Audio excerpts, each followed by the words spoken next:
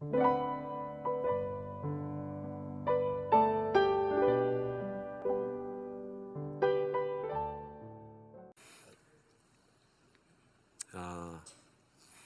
지난주까지 베드로후서 말씀 가지고 그 말씀 안에서 많은 은혜를 체험합니다.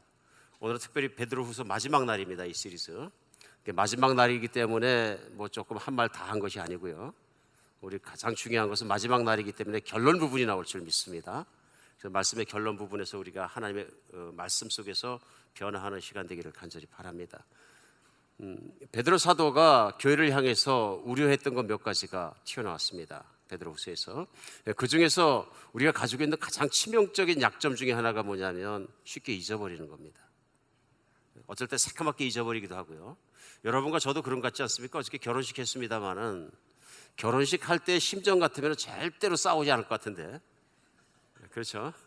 근데 이상하게도 싸운단 말이에요, 부부가. 싸우는 것뿐만 아니라 어쩔 때는 정말로 원수같이, 심지어는 어떤 가족 보니까 얘 원수야 그러면서 막 그러던데, 때로는 우리가 은혜를 잊어버리고 사랑을 잊어버리면 원수가 될 수도 있다. 그렇죠? 그러니까 문제는 뭐냐면 자꾸 이제 우리 생각나는 게 초심이 변치 않아야 되는데 초심이 자꾸 변하는 문제를 여러분과 제 안에도 가지고 있고, 사도 베드로의 시절에나 또 예수님께서 직접 가르치신 제자들에게는 동일한 문제가 있었던 것 같습니다. 그래서 우리가 겸손하고 솔직하게 우리 하나님 말씀 앞에서 이 주일에 나의 문제, 나의 연약함을 하나님 지적하시는 대로 무릎 꿇고 받아들일 때 하나님께서 우리 안에 기가 막힌 은혜를 주실 줄 믿습니다. 그 은혜를 교회 안에서 뭐라고 표현하느냐 하면은 리바이벌, 부흥이라고 표현합니다. 근데 부흥이라는 한국말의 가장 좋은 영어 단어는 뭐냐면 awaken이에요. awaken이라는 건 여러분 아시는 것처럼 깨운다 뜻이거든요. 흔들어 깨운다. 그러니까 우리 문제는 뭐냐면 영적으로 얘기할 때는 믿음이 있었는데 그 심령이 잠드는 거예요. 그러니까 베드로후서는 1장부터 시작해서 오늘 3장 본문까지 계속적으로 반복해서, 그러니까 이 글을 쓰는, 편지를 쓰는 이유, 목적이 무엇이냐면 너희를 깨우기 위하여, 그 말씀 뭐냐면 너희를 잊지 않기 하기 위해서. 두 번째는 생각나게 하려고. 그리고 영어로 또 부흥이라는 단어가 뭐냐면 리바이벌이거든요. 리바이벌이라는 건 원래 있었던 것인데 다시거든요. 다시 생명력이 일어나게 하도록. 그렇죠? 그 바이탈리티가 어떤 생명의 능력이 다시 일어나게 하도록. 그걸 우리 부흥이라고 합니다. 우리 교회에서 부흥회 하면은 착각할 때 많거든요. 그런데 그 부흥회의 본질적인 것은 뭐냐면 하나님의 말씀과 성령의 능력을 통해 정말 없어졌던 믿음이 다시 살아나, 리바이벌하고요. 그 생명의 능력이 살아나는 것이죠. 그런데 그 생명의 능력이 뭔지를 모르면 리바이벌이나 어웨이크닝이 안 됩니다. 그렇죠? 그러나 이미 생명의 능력을 체험한 사람은 우리에게 필요한 건 뭐냐면 생각나게 하고 기억나게 하고 우리의 생명의 능력이 다시 일어나는 게 필요한 거예요. 생명의 능력이 뭡니까? 세상에 태어나서 나는 운명적으로 살다가 죽기 전에 시컨 즐기고 죽이면 되는 건 줄 알았는데 그게 아니고, 하나님이 계시고 그 하나님이 나 자신보다 더 사랑하신다는 것을, 그 아들 예수 그리스도를 이 땅에 보내주셔서 피 흘려 죽으실 때 그 십자가의 사랑을 보고 나니까, 아, 창조자는 진짜 사랑이시고 거룩하시고 귀하신 분이시고 나를 사랑하시다 보니 내가 믿어서 하나님의 사랑을 받아들이고 그 피로 깨끗함 받아서 새 사람 됐을 때 새 생명이 태어나잖아요. 근데 이 세상에 가장 기쁜 날은 장가가는 날도 아니고 시집가는 날도 아니고 하나님 만나서 죄가 깨끗해지고 내가 새로운 생명으로 살아난 날이에요. 믿으십니까? 우리 한비전교회 다 믿으시죠? 진짜 기쁩니다. 왜냐하면 이게 개런티거든요. 십자가의 피를 흘리신 피로 맺은 약속을 통한 개런티거든요. 여러분, 우리가 무슨 이런 기기를 사서 쓰다가도 가장 편안한 건 뭐냐면은 라이프타임 워런티 있으면 편해요, 안 편해요? 여러분 타는 차가 10년간 탔는데 라이프타임 개런티가 있어요. 편해요, 안 편해요? 회사 망하죠. 사람은 할 수 없는 게 뭐냐면 라이프타임 개런티입니다. 제 아들도 저는 개런티 할 수가 없어요. 하나님만 하실 수 있어요. 지금은 개런티 할 수 있다고 한순간은 얘기할 수 있지 모르지만, 그러니까 결국 뭐냐면 이 땅에서 우리가 하나님의 은혜와 사랑으로 하나님의 살아계신 것과 내가 정말 예수님 믿어서 영원히 사는 새 생명이 되었다는 기쁨은 말할 수가 없는 거예요. 뭐라고 얘기할 수가 없는 거예요. 이 기쁨의 비밀이 우리 그리스도인들에겐 다 있다. 예수님 만난 흔적이 있고. 근데 이 문제가 뭐냐면 그 기쁨이 사라지는 데 문제가 있는 거예요. 어느 날부터인지 모르는지 신앙생활 하다가 시큰둥해지고 교회에 나오는데 뭐 기쁘지 않고. 그러니까 교회를 좀 천천히 나올 수도 있겠죠. 그 다음에 무슨 말 할지 다 아시죠? 2부 예배는 교회를 좀 빨리 나오십시다. 리바이벌이 필요한 거예요. 마음이 기뻐지면 교회가 나오고 싶어지고 교회 나오는 시간이 제일 좋아집니다. 그리고 우리가 예배를 드릴 때 교회에 나와서 물론 주일을 예배에서 은혜 받는 것도 중요하지만 제일 좋은 건 뭐냐면 일주일 내내 하나님 만나는 준비를 하였다가 교회에 나와서 찬양할 때 나의 영성의 맥시멈이 되면 베스트입니다. 그게 예배거든요. 신령과 진정이 되는 것이거든요. 교회 나와서 그때 막 은혜 받으려고 그러니까 뭐 준비할 게 너무나 많고 또 잡생각도 많이 들고 준비가 안 됐기 때문에 은혜를 체험하지 못하는 거예요. 옆에 있는 분은 보니까 뭐 눈물도 흘리고 찾아가는데 보니까 엄청나게 부흥회하는 것 같은데 나는 부흥회한데. 그러면 어떻게 보면은 이거 교회 책임이야 내가 부흥한다는 걸. 그거보다는 나의 모습 속에서 내가 잠들었기 때문에 영적인 일에 대해서 시큰둥해졌기 때문에 그럴 수 있다. 어쩌면 오늘 그런 마음 가지고 또 그런 체험을 하면서 예배 참석하는 우리 사랑하는 형제자매들이 혹 계실 걸로 제가 압니다. 오늘 이 시간은 그게 문제가 아니라 그건 모든 사람이 가지고 있는 영적인 문제입니다. 연약함입니다. 중요한 건 이거 내가 깨닫고 오늘 본문 말씀 같은 말씀으로 깨어나는 데 있습니다. 하나님도 아십니다. 하나님도.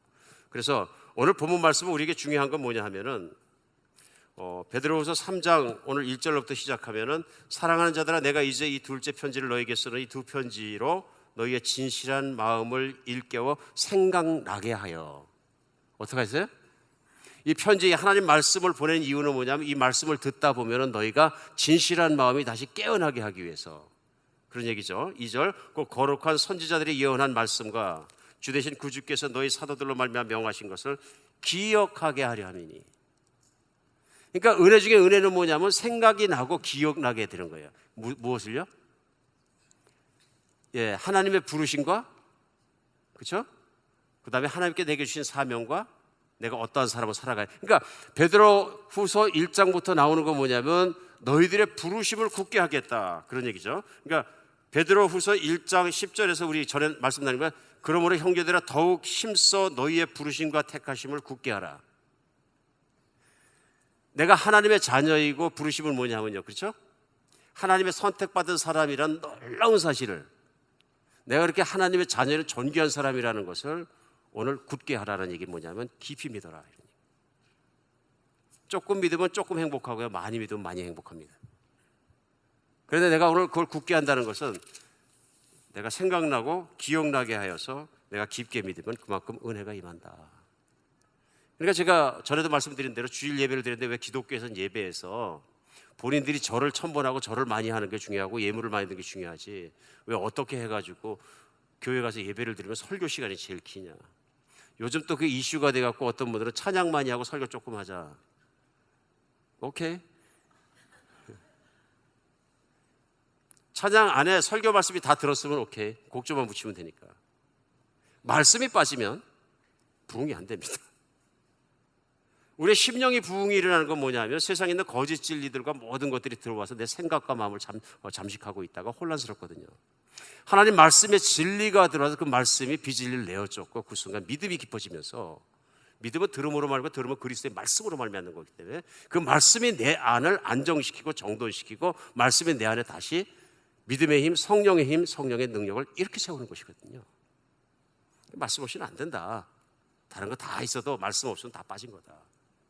오늘 특별히 중요한 것은 뭐냐면 이렇게 하나님이 주신 이 말씀이 우리를 깨웠으면 좋겠습니다. 세상에서는 우리의 믿음이 우리의 영이 혼탁하게 하고 잠들게 하려고 하는 존재가 있습니다.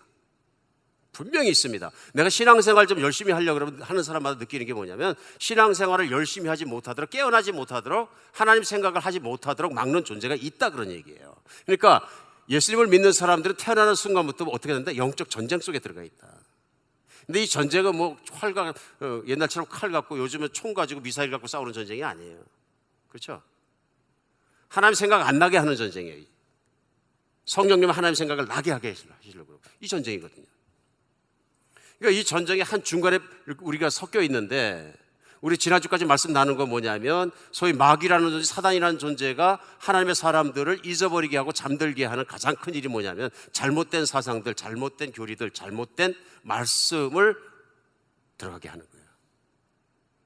그러니까 우리가 교회에 있는 사람은 세상에 있는 사람과 다르다, 세태와 다르다 그렇게 얘기할 때 대표적인 게 뭐냐면요, 세상에 있는 사람들은 거짓 선지자의 가르침을 따라가는 거예요.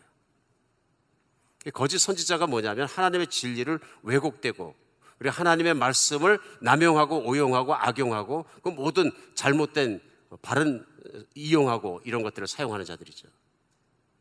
결국 뭐냐면 인간의 육신에 있는 욕망을 최대한으로 부풀려 주면서 하나님을 만나지 못하게 하는 거죠. 왜요? 사람이 세상에 있는 일로 미쳐가지고 막 뛰면은 하나님 생각이 안 나거든요. 그렇죠? 근데 그 중에서 교회 안으로 들어온 그런 이단들이 있다 하는 것이 지난주에 우리 말씀 나눈 거예요.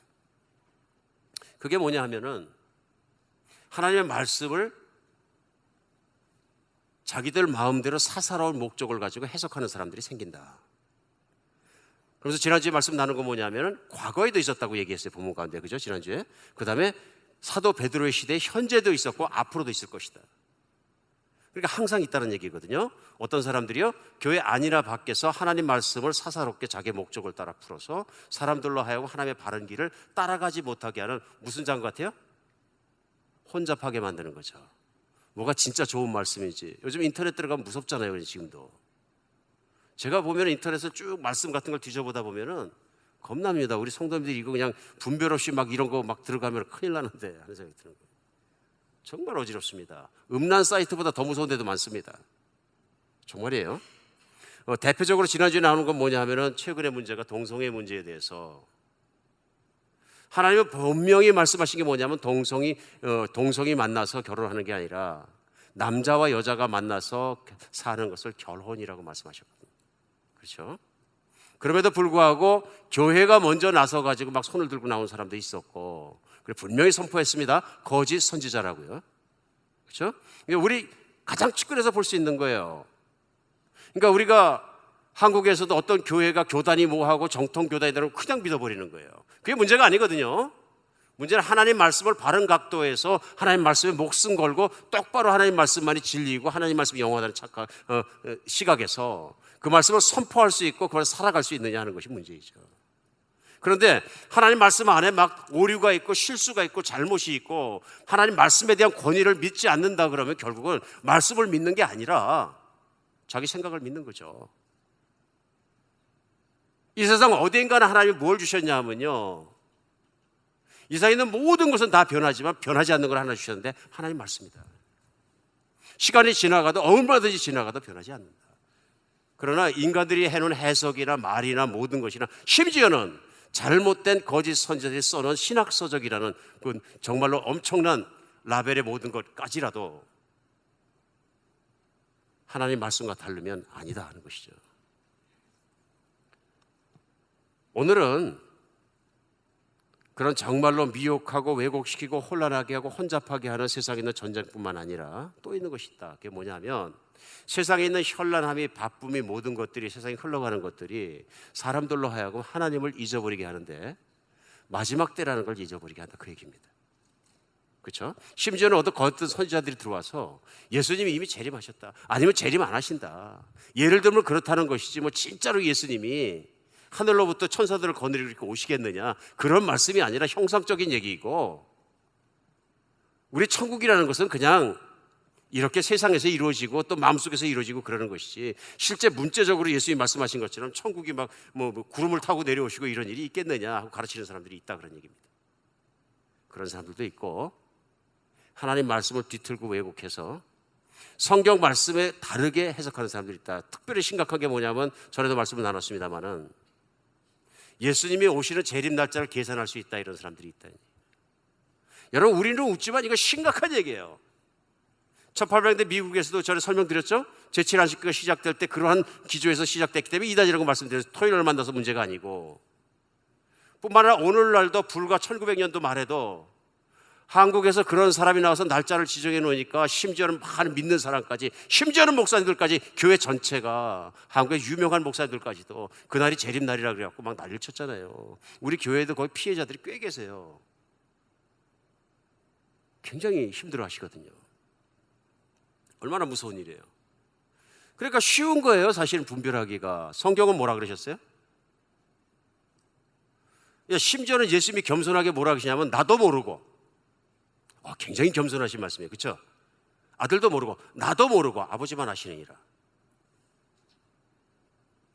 예수님도 말씀 앞에, 아버지 말씀 앞에 그렇게 겸손하게 본을 보이셨는데, 일개 인간이 되어가지고 나는 계산한다. 누구 위에 올라간 거예요? 예수님 위에. 이제 감이 잡히시죠? 무서운 일이에요? 엄청 무서운 일입니다. 엄청 무서운 일이에요. 오늘 본문 말씀 가운데 이제 그런 말씀이 나오는 거죠. 어떤 사람들이 예수님이 2000년 동안 안 오시면 오늘날 그렇게 얘기할 수 있죠. 봐라, 2000년이면 긴 시간인데 그 2000년 동안 안 오신 분이 오늘이라고 오시겠느냐. 그러니까 이렇게 되면 무슨 문제가 생기냐면요, 우리 믿음이 잠들어서 먹고 마시고 취하고 때리고, 예수님이 비유하신 마태복음의 산상수훈 이후에, 마태복음 24장과 그 이후에 가면 마지막 날 이날들을 예언해 주시면서 제자들에게 세상 사람들은 그렇게 살 텐데 그러나 깨어 있어라. 좋은 이그젬플이 뭐냐면 소돔과 고모라 그 뒤에 노아의 시대에, 그렇죠?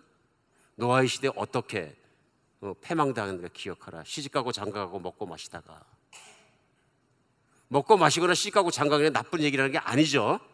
또 어떤 분들이 이거 직역하셔가지고서는 잘못 해석하시면 예수님이 시집장가 가지 말라 그랬어. 말세에는 먹고 마시지 말라 그랬어. 그럼 어떻게 돼요? 죽죠. 강조하시는 거죠. 우리 일상생활, 내가 먹고 살고 시집가고 장가고 애 낳고 좋은 학교 들어가고 명품 옷 입고 좋은 집에 살고 명품 차 타고 좋은 친구들 만나서 맨날 파티하고 이런 걸 너무 좋아하다 보면 무슨 일이냐면 마지막 시대 마지막 날에 심판이 오는 것도 알지 못한다, 그런 얘기죠. 오늘 문제는 뭐냐 하면은 이 시대에 우리의 영을 잠들게 하는 사람들이 있습니다. 잘 되는 나,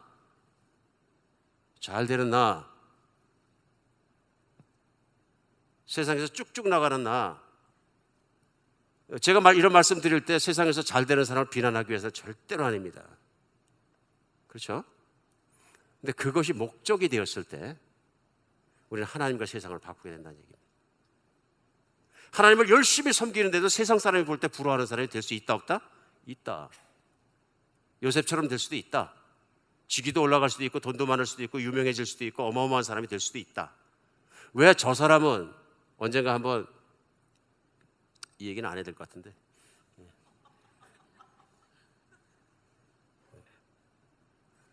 자식 자랑이 아니줄 좀 이해해 주시기 바랍니다.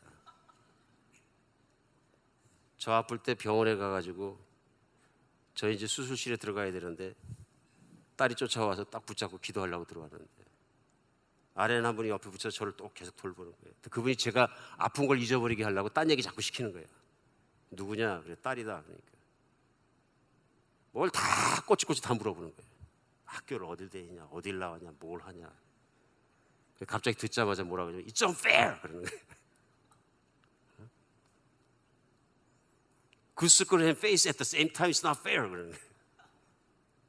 그러니까 이 세상 살아가다 보면은 이렇게 될 수도 있고 저렇게 될 수도 있고 될 수 있지만, 어쩔 때 사람들이 봤을 때 그렇고 할지만 사람들이 봤을 때 부러워 그럴 수도 있고 별일이 다 일어난다. 그러나 그것 자체가 뭐 믿음이 좋다 안 좋다 뭐 그런 거하고 관계가 없다. 그러나 그거를 추구하다 보니까, 그게 세상 사람들 추구하는 거잖아요.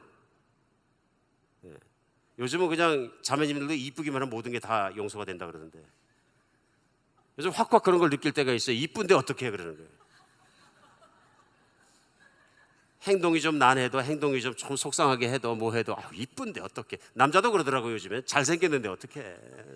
용서해야지. 그렇게 너그러워. 미녀하고 잘생긴 사람은 너그러워 마음이. 누가 뭐 못생기고 싶어서 못생겼나.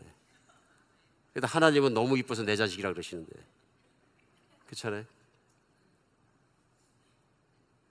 세상에 있는 거에 취해서 살아가다 보면 결국은 결과가 문제가 되는 얘기죠. 그렇죠? 결국은 어떻게 되냐면 하나님을 잊어버린다. 깨어있지 못한다. C.S. 루이스라는 사람이 이런 얘기를 했습니다. 천국의 삶이 준비되지 않았으면 지상의 삶도 준비되지 않았다. 참 뼈 있는 말씀입니다. 이 땅에서 천국의 가치관이나 천국의 삶으로 살고 있지 않은 사람, 그런 시각으로 살고 있지 않으면 이 땅의 삶을 잘못 산다는 얘기죠. 그런 얘기죠. 예수님의 초림, 첫 번째 이 땅에 오신 메시아로 오시는 예언에 대해서는 성경 안에 직접 간접적으로 한 456번 정도 예언이 나와 있습니다. 반면에 예수님이 첫 번째 오시고 승천하시고 나서 그 다음에 재림하셔서 심판해 주러 오실 것이라는 예언, 아직까지 이루어진 우리의 예언에는 몇 번 나와 있나? 1518번 정도가 나옵니다. 3배 정도 많이 나옵니다. 왜 그럴까요? 예수님이 처음 오시고 마지막 두 번째 오시는 기간에 들어있는 그 기간이 너무나 중요하기 때문에 그렇습니다. 근데 그 기간에 가장 중요한 약속은 뭐냐면요, 다시 오시는 예수님을 기다리며 사는 것입니다. 믿으십니까? 그 예수님만 오시면 모든 게 끝이라니까요. 병원도 문을 닫고요, 아픈 사람 없거든요. 그 다음에 뭐 매달 내는 몰개지도 이제 그만둬도 되는 거죠. 내가 어디 빚져가지고 지금 고민 많이 하시는 분들은 그것도 끝났고 다 끝난 거예요. 가족도 다 치유해 주실 거예요. 그러니까 오로지 기대는 뭐냐면은 바로 그 예수님께서 돌아오시는 그거에 초점이 맞춰져야 되거든요. 우리의 희망이고 우리의 소망 모든 것이거든요. 그러니까 쉽게 생각하면 구약 성경에서 누가 가장 영적인 사람이냐 우리 얘기할 수 있거든요. 여러분 생각에 누가 제일 영적인 사람인가요? 구약에서. 제가 압니다. 사역부터 생각하시는 거죠. 사역은 어떤 순종에 대한 플라워죠. 또 열매이죠. 더 중요한 게 있습니다. 중요한 게 뭐냐면 하나님을 얼마나 바라느냐 하는 것입니다. 아브라함이 왜 믿음의 사람이냐면 기가 막힌 사람이에요. 예수님을 보지도 못했는데 말씀을 듣고 나서 그가 가장 바랬던 게 뭐냐면 하나님께서 이루신 예수님이 왕 되신 그 나라를 바랬다고 성경은 나와 있어요. 히브리서 11장에 보면은 그가 그 고난 중에도 본토 친척 아비 집을 떠나서 광야에 들어와서 이민족 가운데 살고 고통을 감당했던 이유는 이렇게 나오죠. 하나님이 지으시고, 그렇죠? 하나님이 계획하시고 지으실 도성을 바랬습니다. 정확하게 얘기하면 무슨 얘기입니까? 영어로는 하나님이 아키텍트 플랜하시고 빌더 직접 지으신 나라를 바랬다. 그게 무슨 나라입니까? 예수님이 오실 때 새 하늘과 새 땅이 있는 그 나라를 얘기하는 거예요. 이미 아브라함 때부터 신앙이 있는 사람들이 가장 많이 바라고 순종했던 이유가 뭐냐면 그 나라를 쳐다봤다 이런 얘기예요. 그러니까 구약 성경에 가장 신령한 사람들은 누구냐면요, 메시아에 대한 약속이 구약에 450번이 넘게 나와 있기 때문에 하나님의 약속대로 새 마음과 새 영을 주시고 새 삶을 주시고 새 시간을 주실 그 메시아가 오는 날을 간절히 기다린 사람들이에요. 그래서 구약 성경에 예수님이 오셨을 때 메시아가 올 때를 기다렸던 사람들은 예수님을 다 만났어요.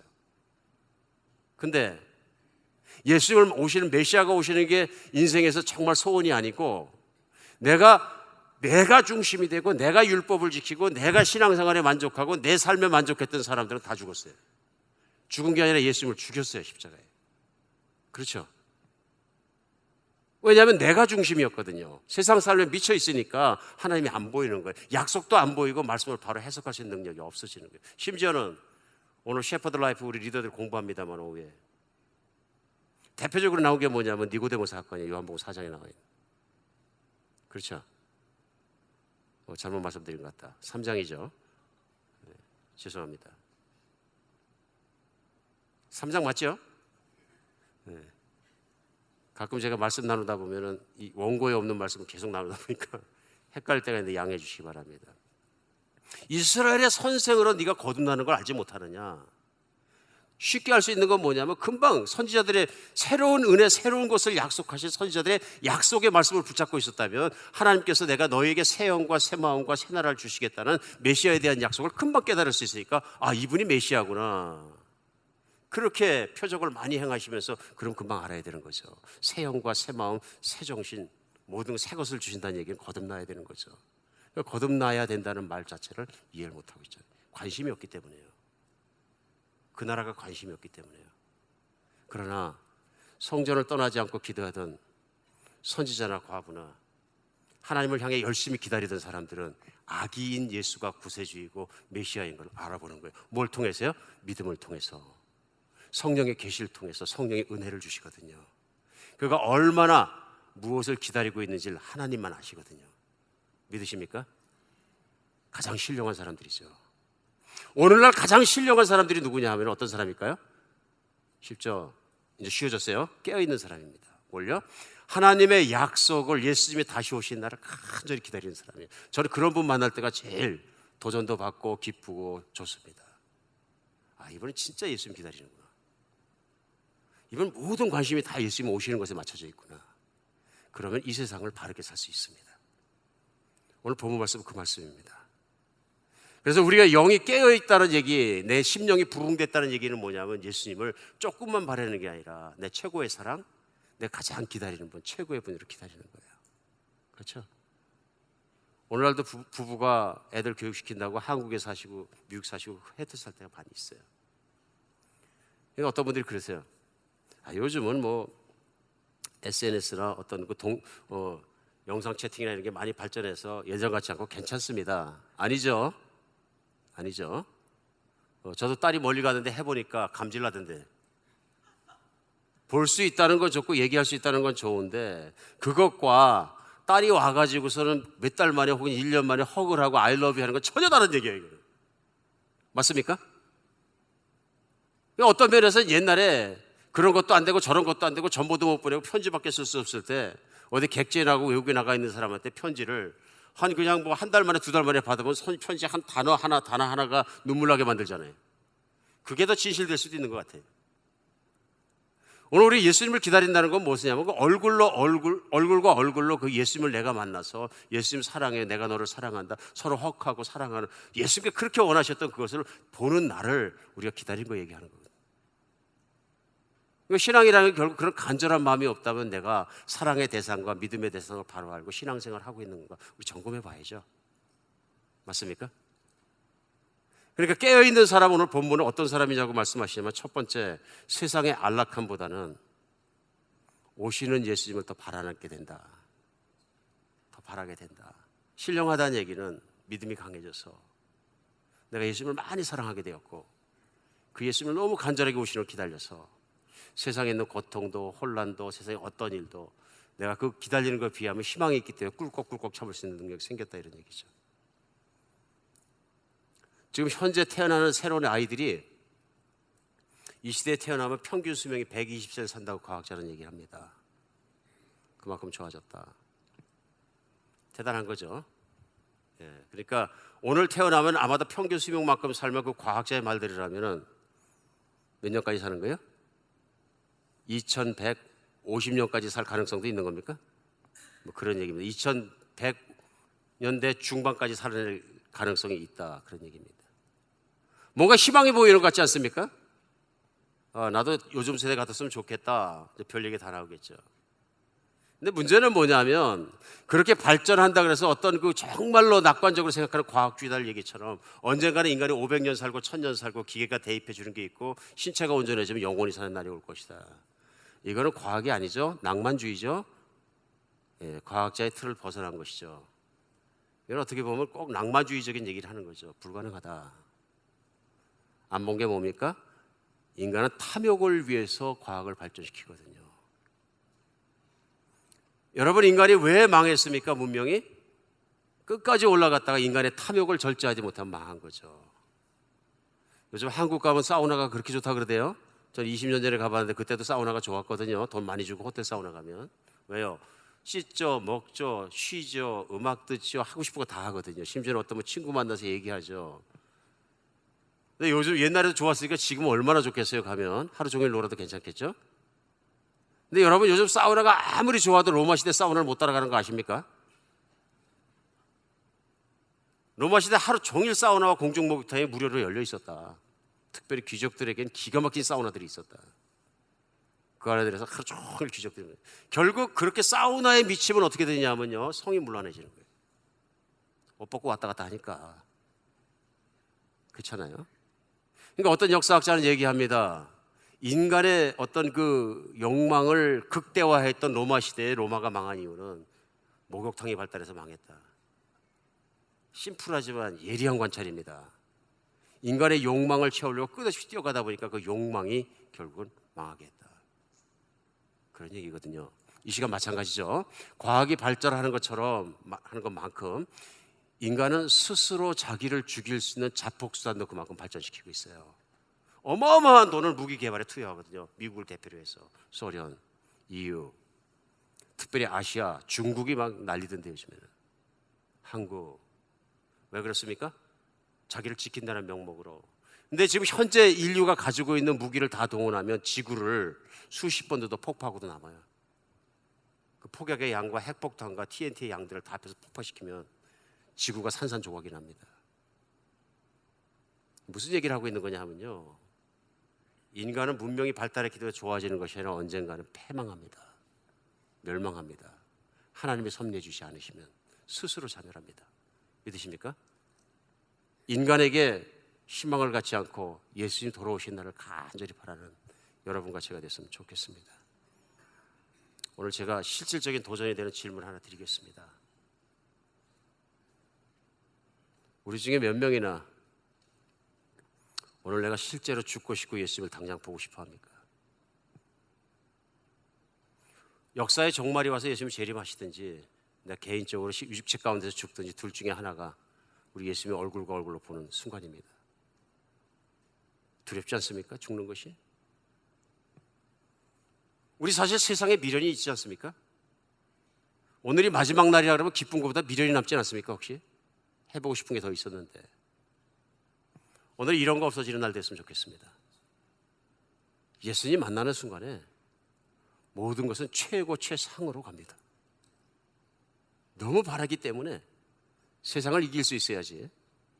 세상에 대한 아쉬움이 나오면 우리 소망의 영이 강하지 않아서 세상에 휩쓸려 들어갑니다. 예수님이 잊어버리고 믿음도 잊어버리고 존재도 잃어버려서 부르심과 택하신 새카맣게 잊어버리고 살 때가 많은 이유가 그것 아니겠습니까? 우리 영이 깨어났으면 좋겠습니다. 나는 하나님의 자녀입니다. 하나님의 나라와 하나님의 부유하신 것 모든 건 내 것입니다. 그 안에 사시기 바랍니다. 두 번째, 오늘 본문에서 사도 베드로가 전달해서 우리에게 전달하신 메시지는 이것입니다. 욕망을 따라 살지 말고 그 대신에 말씀을 따라 살아라. 예수님이 오시는 걸 간절히 기다리는 사람마다 세상을 살아가는 삶의 기준과 태도와 판단의 기준이 뭐냐? 말씀입니다. 14절. 그러므로 사랑하는 자들아 너희가 이것을 바라보나니 주 앞에 점도 없고 흠도 없이 평강 가운데 나타나기를 힘쓰라. 마지막 말씀이에요. 인생의 마지막 날 예수님의 얼굴과 얼굴을 보는 날을 생각하고 기대하고 기다리며 살면 그분 앞에 내가 어떤 모습으로 드러날까 하는 걸 생각하며 살아야 된다, 그런 얘기입니다. 다른 건 몰라도 예수님이 보실 때 너 너무 더럽잖아, 이걸 있으면 안 된다는 얘기거든요. 예수님께서 이 땅에 계실 때 제자들을 가르치시면서 마지막 날에 예수님께서 재림하셨을 때 모든 심판이 끝나고 그날과 그 땅에서 뱅쿠엣, 같이 식사하고 잔치하는 장면을 설명하신 적이 있어요. 그날에 어린 양의 잔치가 이루어졌을 때 악한 자들은 다 지옥 들어가고 모든 게 돼서 잔치할 때에 모든 사람은 다 예복을 입고 왔는데 한 사람이 예복 입지 않고 왔더라. 그것이 뭔가 해서 그 사람을 봤더니 옷이 더럽더라. 예수님께서 저자는 누구냐? 저자를 끄집어내서 지옥에 던져라. 처음에 오셨을 때 십자가의 사랑의 은혜의 예수님에 비하면 참 냉정하시다. 밥 먹으러 온 사람 내쫓으시는구나. 아니죠. 하나님의 사랑은 오늘 본문에 나와 있는 것처럼 1000년을 하루같이, 하루를 1000년같이 2000년이고 3000년이고 시간을 주고 기다려주신 참으신 그의 사랑이죠. 사랑은 오래 참고 모든 것을 참으며 끝까지 견디는 것이 사랑이라고 해요. 사랑하기 때문에 기회를 주셨는데 그럼에도 불구하고 내가 하나님 말씀 따라 살지 않고 하나님의 뜻대로 살지 않고 내 마음대로 사는 것이 죄이고 더러운 것이죠. 다른 사람은 다 하나님 말씀에 의해서 깨끗이 씻어지고 깨끗한 예복을 입고 앉았는데 그 사람은 예복 입지 않았다는 얘기는 그런 것 없이 더러운 대로 자기 중심대로 자기 생각대로 자기 판단대로 자기 욕망대로 살아갔더라.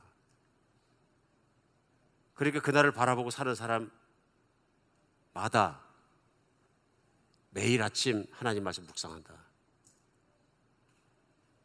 오늘을 마지막처럼 살아갈 때 하나님 이 순간에 오늘 마지막이고 지구의 종말이 와도 저는 행복합니다는 자세뿐만 아니라 저는 하나님 말씀 앞에 나를 씻기 원합니다. 누가 제일 안전합니까? 매일 말씀 속에서 말씀을 씻고 살아가는 사람이에요. 씻을 게 별로 없어요. 오늘 아침에 내가 묵상해서 하나님 말씀 앞에서 더러운 걸 씻어냈기 때문에 오늘 그렇게 살면 돼요. 그렇게 살다가 예수님 만나면 점도 흠도 없는 사람이 되는 거죠. 때가 없는 거죠. 그런데 말씀을 내려놔 버렸어요. Dangerous life. 그렇지 않습니까? 말씀의 권위를 하나님 말씀을 믿는 데까지만 그걸로 끝나는 게 아니라 말씀을 neglect, 멸시하거나 소홀히 해버리면 오늘 예수님 오시면 큰일 나는 거죠. 그래도 그나마 주일날 만나서 말씀 생각나게 하시는 거 감사하잖아요. 그런데 그 말씀이 오늘 뭐라 그러시냐면 말씀을 붙들어라 말씀하시는 거예요. 유일한 길입니다. 하나님 앞에서 점도 흠도 없이 발견되는 유일한 길입니다. 말씀을 붙잡고 하나님 말씀과 내 인생을 라인업 하십시오. 일치시키십시오. 라인대랍. 하나님의 말씀 그리고 내 인생을 라인업하는 묵상을 끊임없이 적용하면서 하면은 하나님 앞에 자신 있게 설 수 있습니다. 자신 있게 설 수 없으면 하나님과 관계가 멀어집니다. 멀리 있고요. 예수님이 너 사랑한다 오너라 그러는데 잠깐만요. 왜 하나님이 멀게 느껴지냐면 이유는 간단합니다. 내가 더러워서 그렇습니다. 내가 말씀을 사랑하지 않아서 그렇습니다. 하나님 성경 말씀을 열고 말씀을 꼭 붙잡고 매일 묵상하는 여러분과 제가 됐으면 좋겠습니다. 저는 말씀을 전하는 사람으로 부르심 받아서 하루에 수천 번이고 수만 번이고 그렇게 할 수가 있다면 강조하고 싶습니다. 어제 결혼식 할 때도 강조해서 제일 먼저 말씀 붙잡아라. 말씀 붙잡아라. 하나님께서 교회를 말씀으로 씻으셨다고 그러거든요. 그렇죠? 교회에서 씻을 말씀이 없어지는 순간 우리는 큰일 나는 거죠. 오늘 내가 하나님으로부터 정말로 세상에 내가 정말 많이 빠져 있구나, 잠들어 있구나, 하나님보다는 내가 다른 걸 기대하고 있구나, 추구하고 있구나 발견됐으면 나쁜 것이 아니라 오늘 그 깨달음 속에서 하나님께 돌아서는 시간 되면 됩니다. 돌아설 수 있는 여러분과 제가 되었으면 좋겠습니다. 깨어나십시다. 하나님 말씀만이 유일하게 영원한 것입니다. 붙잡으십시다. 기도하겠습니다.